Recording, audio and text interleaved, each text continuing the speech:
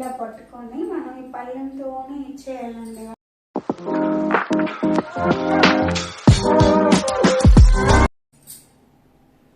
Hi అండి, అందరికీ నమస్కారం.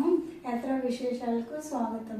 ఈరోజు మన యాత్రా విశేషాల్లో గాజుల గౌరీ నోము ఏ విధంగా చేస్తారు, ఉద్యాపన ఏ విధంగా ఇస్తారు అనే విషయాలు తెలుసుకుందామండి.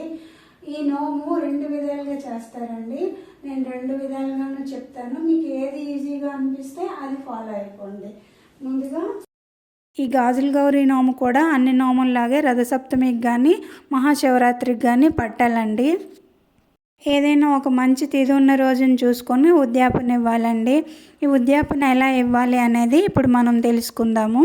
మీ వీధిలో వాళ్ళకి కానీ మీ దగ్గర వాళ్ళకి కానీ ఉద్యాపన ఇవ్వాలి అనుకుంటే ఉద్యాపన ఇవ్వవలసిన రోజు 1-2 షాంపూ ప్యాకెట్లు పట్టుకొని మీరు ఎవరికైతే ఉద్యాపన ఇవ్వాలి అనుకుంటున్నారో వాళ్ళ ఇంటికి వెళ్ళి, ఈరోజు గాజుల గౌరీ నోము ఉద్యాపన మీకు ఇస్తున్నానమ్మా, ఈ షాంపూలతో తల రుద్దుకొని 11-12 కల్లా మా ఇంటికి వచ్చేయండి, భోజనం చేసి తాంబూలం తీసుకుందరని చెప్పేసి రావాలండి.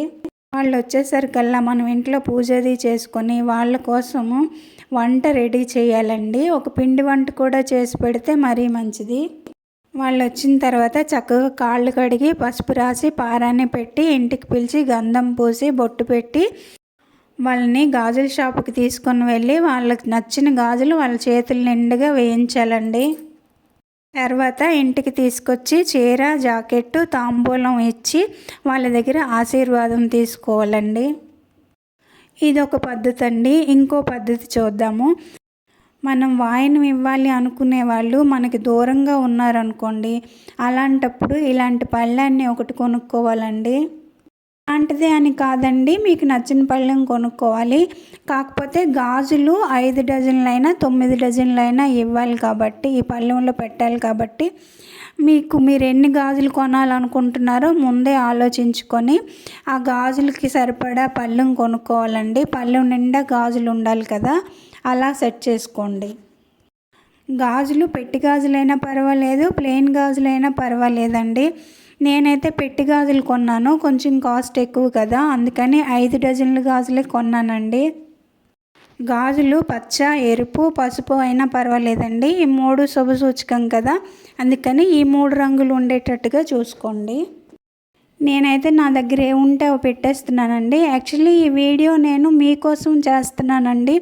నేను గత ఏడాదే గాజుల గౌరీ నోము ఉద్యాపన ఇచ్చేసాను.